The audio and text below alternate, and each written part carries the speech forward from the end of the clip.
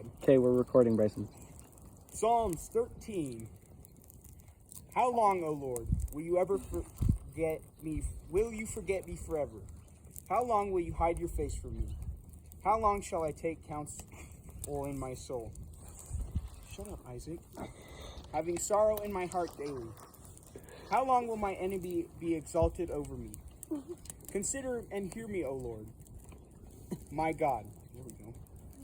Enlighten my eyes, lest I sleep the sleep of death. Lest my enemy say, I have prevailed against him. Lest those who trouble me rejoice when I am moved. But I have trusted in your mercy. My heart shall rejoice in your salvation. I will sing to the Lord, because he has dealt bountifully with me. And in Psalms 14, the fool has said in his heart, there is no God. They are corrupt. They have done abominable works. There is none who does good. The Lord looks down from heaven upon the children of men to see if there are any who understand, who seek God. They have turned aside, and they have together become corrupt. There is none who does good, not one.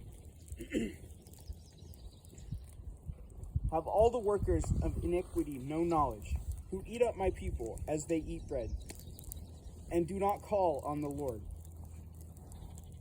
There they are in great fear, for God is with the generations of the righteous. You shall shame the counsel of the poor, but the Lord is his refuge. Oh, the salvation of Israel would come out of Zion. When the Lord brings back the captivity of his people, let Jacob rejoice and Israel be glad. It's the smoke. Okay, Psalm 15. Lord, who may abide in your tabernacle? Who may dwell in your holy hill? He who walks uprightly and works righteousness and speaks the truth in his heart. He who does not backbite with his tongue, nor does evil to his neighbor, nor does take up a reproach against his friend, in whose eyes a vile person is despised, but he honors those who fear the Lord. He who swears to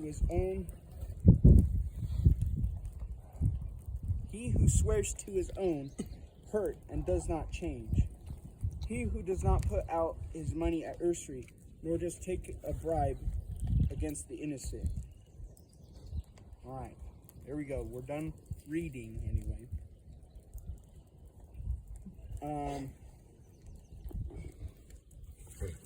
What he is trying to portray with "How long, O Lord, will you forget me forever?"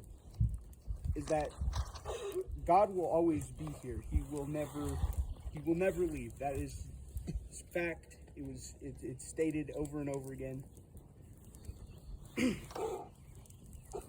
Excuse me. How long shall I take counsel in my soul, having sorrow in my heart daily? Excuse me, let me think real quick. I forgot my notes, so this is going to be...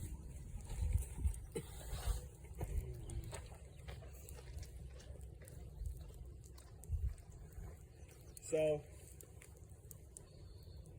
if you're left too long without God, you will begin to think. And thinking is a very dangerous thing when you're by yourself.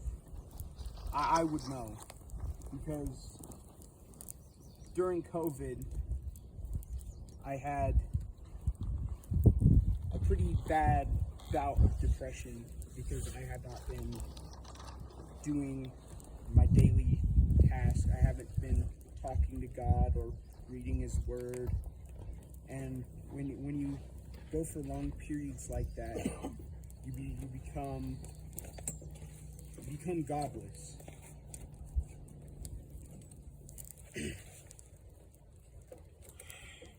And there's just not that many days we have to be sad as people. And I would take that into consideration in your daily lives as well. Consider and hear me, O Lord my God. Enlighten my eyes. Off of there.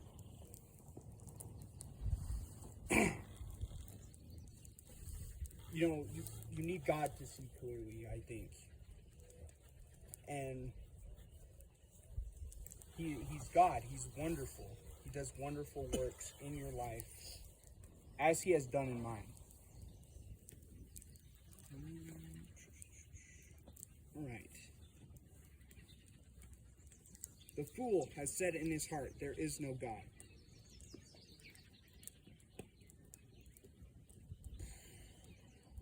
This is terrible. I apologize.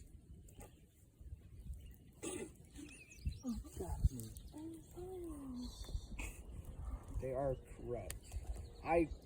Sorry, I forgot my notes. The fool has said in his heart, there is no God. They are corrupt. They have done abominable works, and there is none who does good. You can't do good humanly works. It's not possible. Wait. And if you say you've done good by people, that is a blatant lie.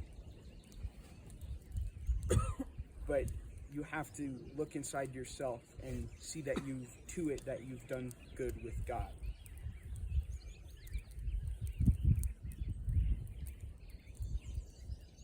The Lord looks down from heaven upon the children of men to see if there are any who understand, who seek God. And this verse shows that he's looking for you and he wants you to be saved.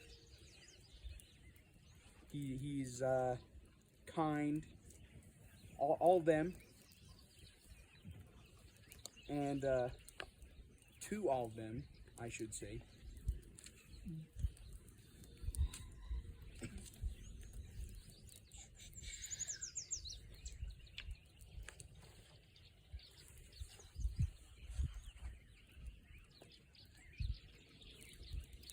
Lord, who may abide in your tabernacle? Who may dwell in your holy hill?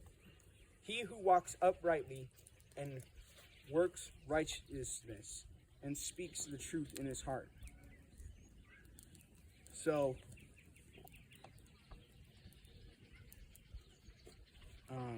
excuse me,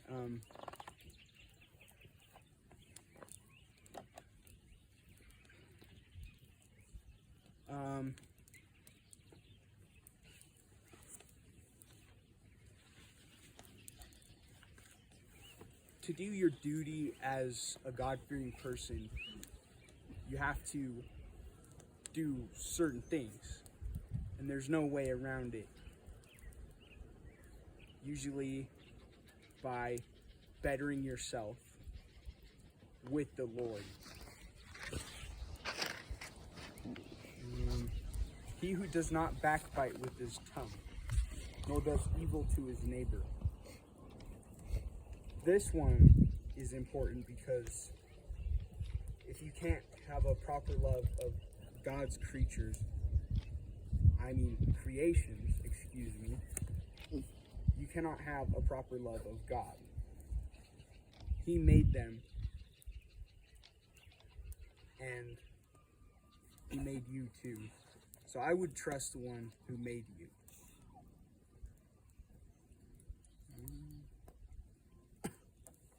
In whose eyes a vile person is despised, but he honors those who fear the Lord.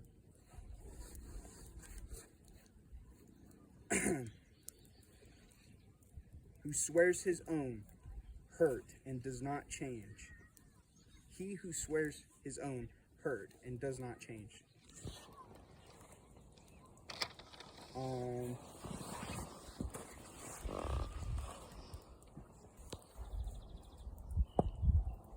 It's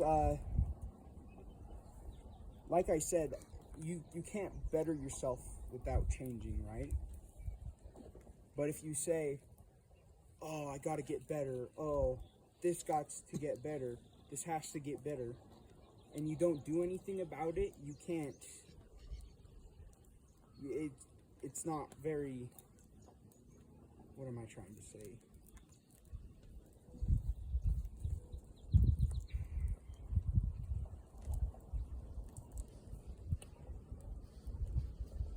It's not a very godly thing to do, to put your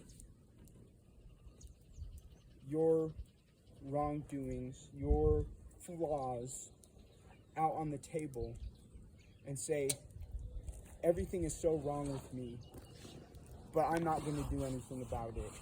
God should do all that. That you, God gave you free will for a reason. I mean, and what else am I trying to say? I'm looking for the words and I can't find it.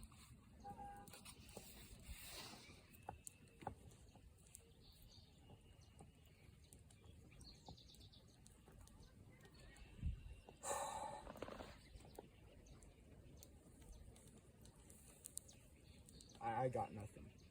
Is it like effort? Like you're not putting in your effort? Yes, effort. There we go. If you if you don't put in the effort, how do you ever expect to better yourself as a person? Now, that's all I have for my study. Thank you for watching, I guess, or listening. Amen. Amen. Amen.